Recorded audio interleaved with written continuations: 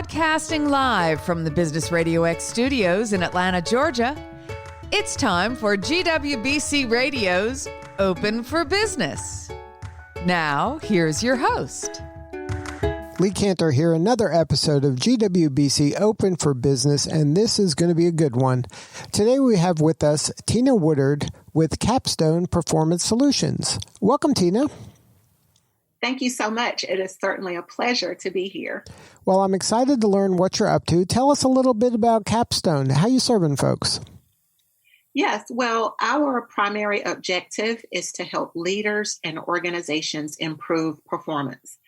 And so we help organizations and leaders in healthcare, as well as higher education, government, and technology.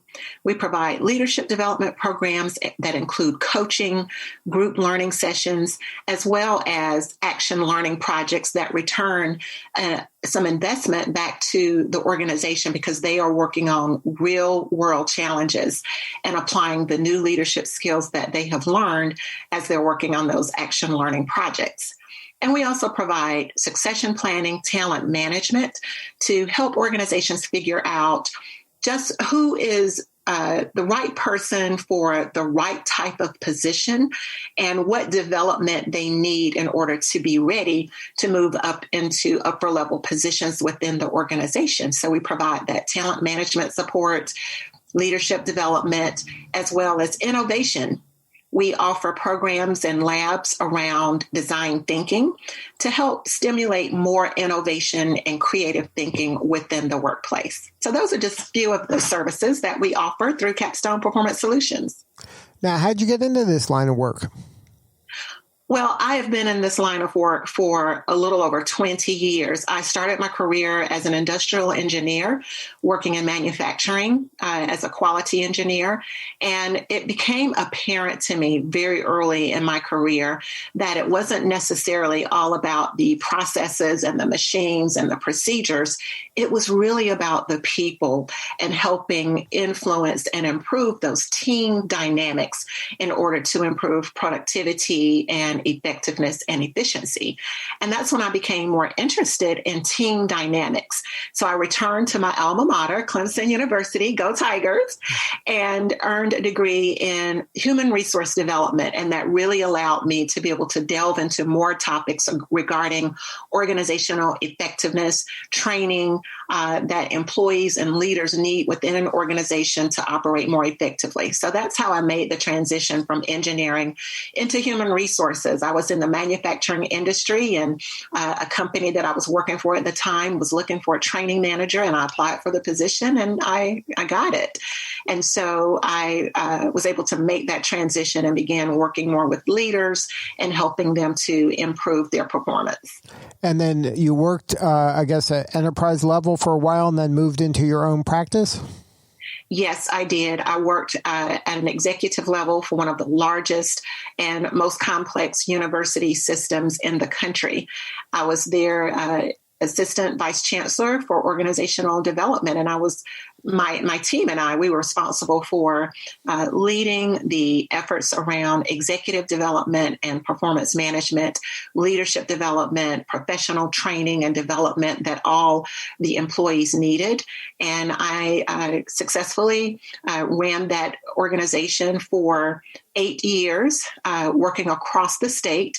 And after 8 years, I began to feel a need to expand outside of higher education and decided to start my own business so that I would be able to not only serve colleges and universities, but also government agencies and manufacturing facilities, healthcare, and any industry that wanted to really make daily excellence possible. That is our mantra at Capstone Performance Solutions. We are all about providing the support, tools, and resources to help leaders make daily excellence possible so that the employees will be engaged and that they will actually look forward to coming to work every day and applying discretionary effort in order to achieve the strategic goals and mission and vision of the organization. Now, can you share a little bit for our listeners that are maybe in a corporate position and are thinking about making the leap to entrepreneurship? Was this a difficult decision for you? Was this something that you were excited to do, or was it something that you were like, okay, you know, there's risk here? Like, how did you kind of weigh the pros and cons when you were making that decision to become an entrepreneur? Well, for me personally, in all transparency, I really do believe I've been interested in entrepreneurship even since I was a young girl. I call myself a founder. When I was in the 6th grade, I founded a group, a club that was designed to help girls. In fact, it was designed to help girls get the playground equipment that we wanted during recess every day. And I was the student body president at my high school, and I was responsible for founding a lot of new initiatives and programs that we had in high school. And then just throughout my life, I can point to certain times when I took a risk to start a new initiative or start a program or start a business. Capstone Performance Solutions wasn't the first business I started. One of my first businesses was a resume writing business. So I've always had an entrepreneurial spirit. I enjoy helping people. I enjoy the freedom to be able to select those individuals that I really do want to work with and the organizations I want to work with. And was it a challenging decision for me to leave an executive level position and transition into entrepreneurship? Absolutely. Because of course, when you're working for an employer, there are certain luxuries and levels of comfort that you experience by having a salary and benefits, and you have someone else doing all of your marketing and someone else doing all of your fulfilling all of your technology needs. And when you step out to start a business, everything that you need in terms of marketing and sales and technology, it's your responsibility as the entrepreneur. So yes, it is scary, but it is also the most rewarding decision and endeavor that I've ever approached, because it's a learning curve and I love to learn. And so, yes, I have learned a tremendous amount about leadership, leading a business, as well as sales and marketing and financial planning. I've learned so much. So I enjoy it. It is a risk, but it is so rewarding. And there are so many other resources out there to support business owners, particularly in that startup phase. So it's been quite a tremendous journey for me. Now, has having gone through that transition to help you maybe with empathy when you're dealing with your clients now? Maybe you see them in a different light, having to deal with the multiple hats that you're having to wear nowadays? Yes, it really does. It gives me a different perspective also in terms of when you are facing an obstacle and you really want to get to the other side of it, but you just feel stuck in some kind of way, because I also felt that in my transition to entrepreneurship. I really wanted to do it, but I was a little afraid of the transition and of the learning curve and some of the obstacles. And I wondered if I really had what it takes in order to overcome those obstacles. And I see that with a lot of my coaching clients. They have a vision for the type of leader that they really want to be, but they find themselves inhibited or stuck, if you will, with certain behaviors. And so I'm able to really empathize with them and help them identify the source of that fear and to begin to work around it to really come in alignment with the leader and the type of culture that you want to establish within your team or within your organization. So yes, I would say it has given me a great deal more empathy for those who I coach and those who are in my leadership development institutes. Now, what is the pain that your prospective or clients that you don't have yet are having where Capstone is the solution for them? What kind of are the symptoms that they're going through that might be triggers to give you or somebody on your team a call? Whenever we see organizations that are struggling to establish trust within their culture, and when they're really not meeting all of their performance metrics and their strategic goals, and they're really not sure how to pull the team together to work more cohesively. That's when we get called in to work with leaders a lot. Also, when organizations are unable to really effectively and comprehensively identify leaders across their organization who should be invested in for next level positions and for that development that will support that, they will contact Capstone Performance Solutions to come in and assist them with developing those leaders and developing a more diverse and multi-generational workforce. And so when we get those calls, we're happy to come in and work with organizations. And we always start with an organizational assessment. We assess the culture, the leadership, the strategy of the organization, and we work with organizational leaders to help them identify some of those pain points. And then we recommend solutions, and then we partner with our clients to help bring those solutions forth in the organization. And we also continue that support over a period of time to ensure that those solutions really stick, that they see and they are able to achieve the outcomes that they really want to achieve. So those are some of the reasons that boards and corporate executives reach out to Capstone Performance Solutions, because they know that we have a track record of really being effective in helping develop leaders, coach them through challenging points, help them identify their blind spots so that they can become more effective in their leadership positions, and then begin to transform the culture of the organization so that it is a high-performing organization and the leaders are able to really connect with their employees and everyone is really engaged in what they're trying to achieve. Now, I think the word blind spot is really an important word, especially in today's world. Can you share a story? Maybe you help somebody with a blind spot, and you obviously don't name names, but maybe give some context in the sense of, okay, they had this blind spot, but obviously they weren't aware of it. We made them aware of it, and they were able to make some changes and then take their business to a new level. Oh, yes. There are several. That's what I do every day. That's what we do here in Capstone. And so, yes, there are several examples. But one in particular, we use research-based assessments to help the leaders identify those blind spots. And so this particular leader completed one of our research-based assessments and was really unaware that his behavior was really causing some frustration among his team because of a lack of communication.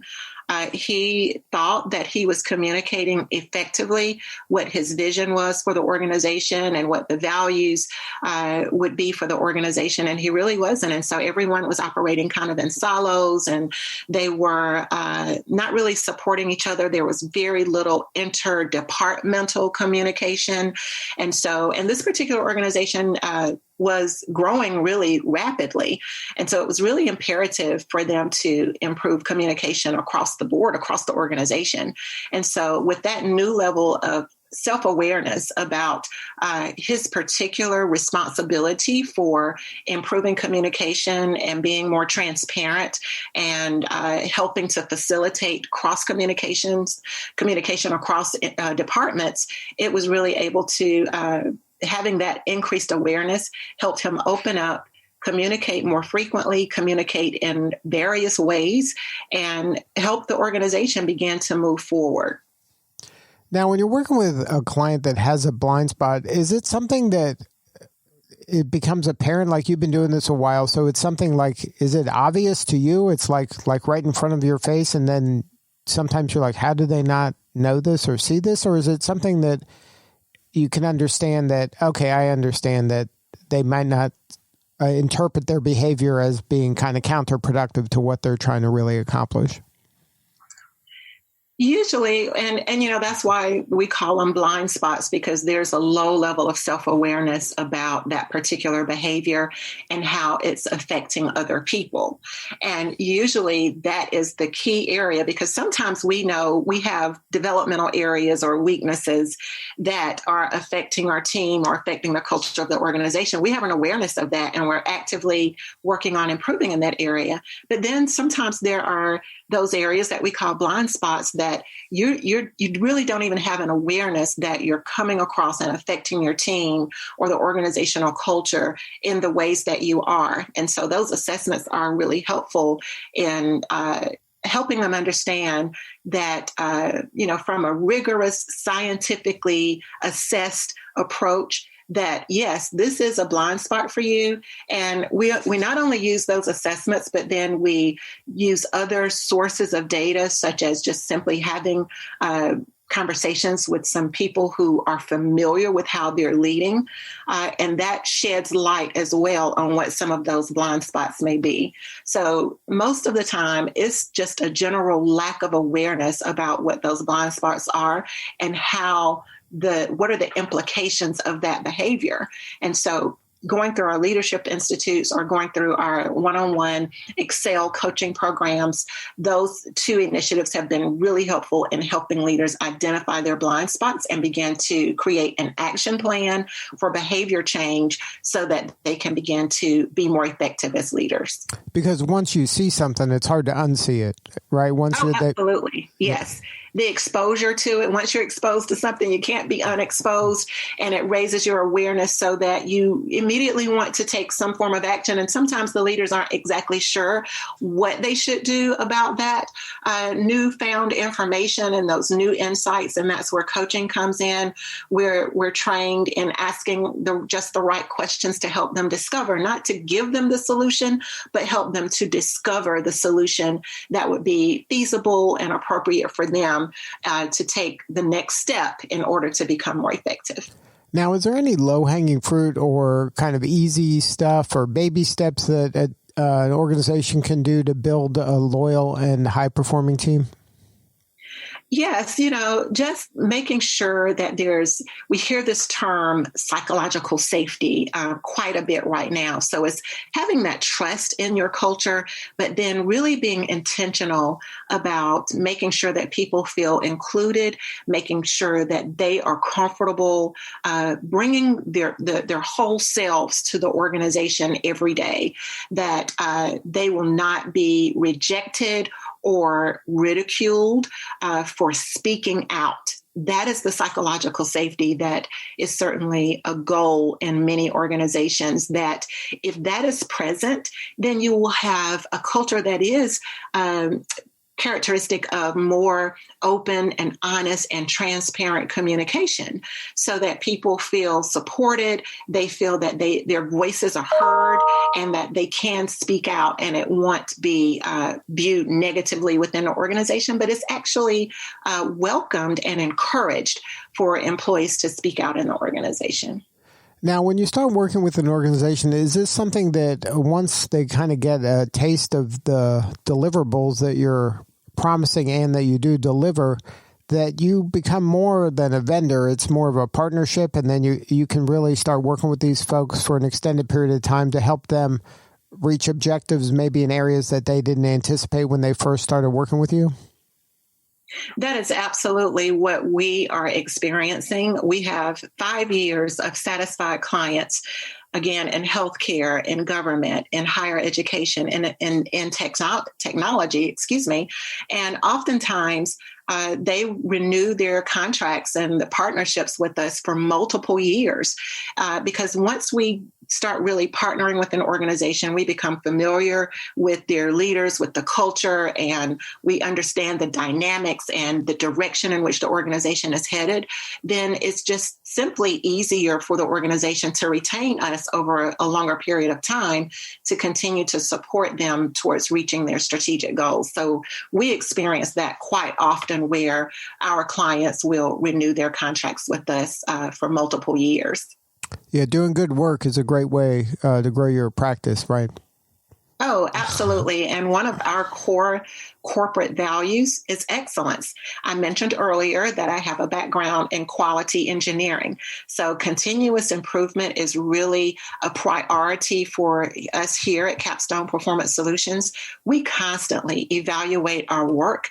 We constantly evaluate our clients and their satisfaction with our services. And we're constantly just improving, because we really want to ensure that we are delivering the value to our clients that they have come to expect from us, and that something that we would be proud to put the Capstone logo on to make sure that we're delivering excellence to our clients. And so we definitely believe that our work isn't done until we have reached a level of excellence. And we believe that we have to model that. If our motto is making daily excellence possible, and it is, then we have to lead by example as a corporation. We have to lead by example in making daily excellence possible internally, and then making that a reality for our clients as well. Now, what was the reason to get involved with GWBC? Why did you join that organization? Well, I have to acknowledge the Small Business Development Center. I have just the most amazing business advisor at the Small Business Development Center, and we meet monthly. And one of our goals for Capstone Performance Solutions was to earn our WeBank certification, and that's where I learned about the Business Council, the Georgia Women's Business Council, and the WeBank certification. And once I learned about the support and the resources and the training that they provide for, women-owned businesses, I was just so encouraged by that, because I have a doctorate in adult education, but I have very little business management experience. And so starting a business for me was quite concerning, and it made me a little nervous because I wasn't really sure exactly what to do and how to do it. So having the training and the resources and the tools and the support with the WeBank certification was definitely something that I aspired to do, and that I was encouraged to do by my business advisor at the Small Business Development Center. So it was one of my first goals. And I worked very diligently on the application. And I was so delighted that after my site visit, we were notified that we earned our WeBank certification. And since then, it has been just a very rewarding experience. We are, of course, in the WeBank database now. And just recently, we were invited by a Fortune 100 company to participate in an invitation-only matchmaking event, because their corporation is seeking certain products and services this year, and they did their vetting through the WeBank database and selected Capstone Performance Solutions to participate in this matchmaking event. And so just 2 weeks ago, we were able to participate and pitch our business to the corporate leaders of that organization. And so the WeBank certification is certainly paying off through the training, the support, the notifications to other corporations in the metro area that we're here and we're ready to deliver value. Well, congratulations on all the success. If there's a company out there that wants to learn more, have a more substantive conversation with you or somebody on your team, and they aspire to have a high-performing team and need help taking what they have to the next level, what is the website for them to learn more about your services? They can certainly learn more by visiting CapstoneSolutionsInc.com and contact us. Our contact information is on our website, but certainly visit our website, learn more about us and the ways that we can deliver value. We're ready to help you make daily excellence possible. CapstoneSolutionsInc.com. Well, Tina, thank you again for sharing your story. You're doing important work, and we appreciate you. Thank you so much for the opportunity. I enjoyed our conversation. All right, this is Lee Cantor. We will see you all next time on GWBC Open for Business.